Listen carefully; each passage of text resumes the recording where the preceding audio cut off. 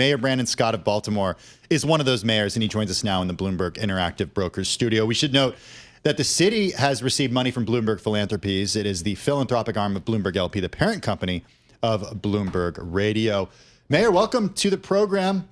Re-elected in 2024. You've been mayor since 2020. I want to start with the government shutdown because you are pretty close to Washington, D.C. You've got some folks in your community who certainly work there and obviously benefit from people working in the government. The president making comments earlier today that we can expect layoff details in 4 to 5 days.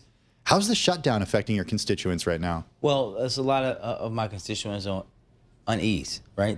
When you're thinking about over 12,000 Baltimoreans work for the federal government, either directly or on contract. And then when you think about what that's going to mean for them and their families, they're just not at ease right now. And folks want to go to work. They want their government to be working. And of course, then all our residents who depend on programming and things that are just going to be out there that may not be having a direct impact as of yet by the shutdown, but as it continues and goes on, it would be. What do you consider your biggest problem in running the city? I mean, Baltimore, we report about it a lot. It is the fourth most dangerous, according to U.S. News and World Report, this summer ranking Baltimore the fourth most dangerous city in the country behind Memphis, Oakland, and St. Louis. Based on FBI data, they look at property crime, they look at murders per capita. But what do you as mayor, I'm sure there's a lot that's on your plate. What's top of mind? Well, listen, violence is always top of mind. It's the reason why I got into office, and we understand that we have a long way to go. But I know you guys know here at Bloomberg Radio the many years that we were number one on that list. And as you and I are talking today, I think it's the mode and the conversation around Baltimore and violence has shifted significantly. We have the fewest amount of homicides through any October 7th on record today. That is a big change. When I said in 2021, laying out our comprehensive violence prevention plan that we were going to reduce homicide by 15% from one year to the next, people literally laughed. Right now, it's down 30% from last year, and last year was a record reduction for us. We're going to continue that. How did you do it? We did it throughout our comprehensive plan. Which is what? Which is a bunch of things. One, first and foremost, we go and we identify those who are most likely to be the victim or perpetrator of gun violence, and we focus on them. We give them opportunities to change their life, and if not, we remove them via law enforcement. And that's how we're driving down violence. We're focusing on guns and the flow of guns into our city, going after gun traffickers, those who are using guns, arresting them at my direction with the police department, turning them over to our state's attorney and our attorney general. We have historic levels of investment into community violence intervention, where we have people who used to be on the other side of the law going out and preventing conflicts from escalating into violence. All of it. We're going after gun manufacturers. So people who understand where the problems are, and you're pulling them in to help you get at the problem. They were the problem, and now they're part of the solution. And what better way to do that? How do you get those people to do that? Well, easy. First and foremost, many people who have made that mistake don't want people coming behind them to make that. And they know that we're growing this network of community violence intervention workers in our city.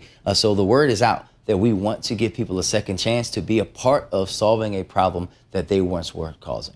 The city, though, in the crosshairs of the president, he called it a hellhole last month. You and Governor Wes Moore said that law enforcement from the state will patrol some areas. Has that begun? Yeah, that's begun. And the governor is actually restarting something that was ended by his predecessor.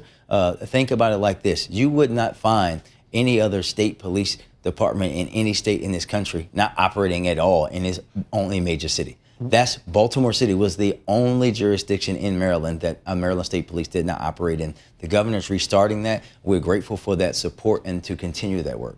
Are you open to the president sending National Guard troops to the city? No, we've been very clear about that. Why not? We know how to reduce violence in Baltimore. We have reduced violence to its lowest levels ever recorded on record, even lower than the president's first term. The way that we have done it in partnership with our community, with our police department, with our state's attorney, our attorney general, and our federal and law enforcement partners who work beside us each and every day. That's how we should continue that work. If the president wants to help us, he should restore grants and funding that was cut to organizations that help in that, restore grants, funding cut from those law enforcement agencies. This president has had the biggest reduction in funding for federal law enforcement agencies. They should be restoring. What funding are you not getting as a result? So for us, specifically? we have not been directly impacted as of yet. It's our partner organizations, like, for example, LifeBridge Helps, that runs the Center for Hope. There's a part of our CVI network that has programming What's around CVI? CVI is Community Violence Intervention. Forgive me. They lost a $500,000 grant. The same thing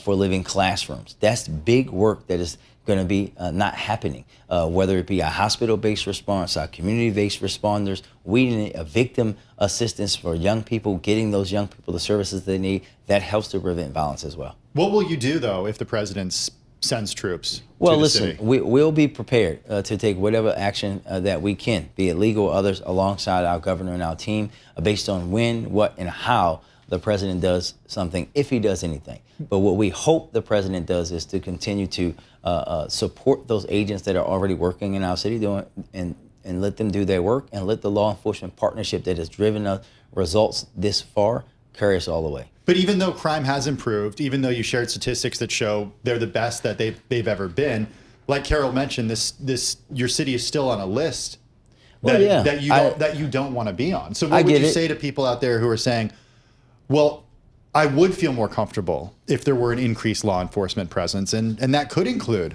federal troops? Well, we had the National Guard in Baltimore in 2015 following the unrest of Freddie Gray. It's one of the most violent years ever. It didn't help, right? Mm-hmm. We have to remember this is not what those folks signed up to do.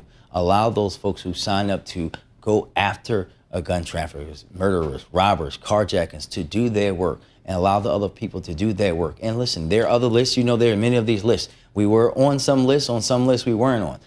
The list that we want to be on is the list of who has the largest reductions. And you will be hard-pressed to find a city in this country that's had a sustainable long-term reduction like Baltimore's had from September of 2023 until now. What do you see as what's wrong with politics today? What do you think is wrong with what some say is the Democratic Party not very clear in its mission and kind of stepping up?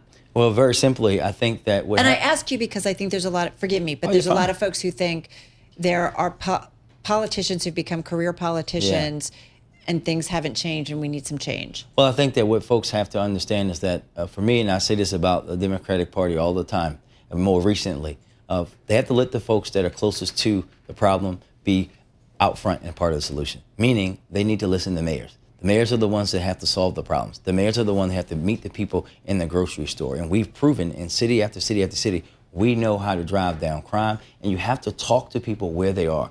We have to get out of being up in the sky with pie in the sky, talk to people in real sense, real things that impact them, and explain to them how these things are going to make their communities better. How long do you want to be mayor? I want to be mayor for as long as the residents of Baltimore will have me. This will be my second term. Believe it or not, I've been in elected office since 2011, and I've been in City Hall since 2007.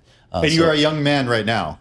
Yes, a youngish man. I'm 41. I'll be 42 on my birthday. But this is about making my city better. I got into this service because I saw someone get shot at 7 years old and no one cared. And wanting to drive down that violence, to have vacant housing be at its lowest point in my lifetime in Baltimore is something we're proud of, but we're not celebrating. We have a lot of work to do, and we're going to do it. The reason I go back there is I do think we talk about this in media, that there isn't a lot of, local publications anymore. A lot of newspapers have shut down, and so we get kind of the high and the... Yeah, we don't need that. Yeah. We get that view, but we don't...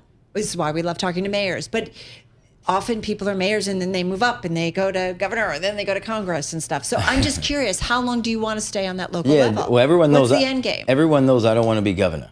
And everyone in Baltimore knows that I'll be quite okay if being the mayor of Baltimore is the last elected office I ever had. This is my dream job as a child. I will hold it as long as the residents of Baltimore will allow me to do so, and as long as I'm living within term limits. Before we let you go, because you have a train to catch to get home, yes, and we want to be respectful of your time, the attracting and retaining business to the city, we know that's economic development is a way to improve cities. What are you doing right now to say Baltimore is open for business? Yeah, I think that you have to understand we had $4 billion of investment into Baltimore. We have $7 billion investment coming to downtown Baltimore, whether it's T. Rowe Price's new headquarters or Under Armour's new headquarters.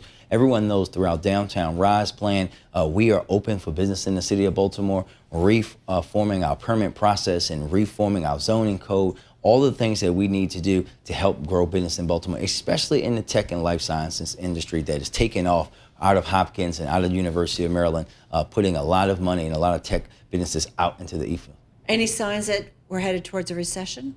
Well, we'll see. We know that with tariffs and all the other things going, we just have to all be mindful of what's happening and prepare. As we're doing our budgets, I've been talking to my brother and sister mayors to make sure that we're being responsible right now because we do not know yet what is to come.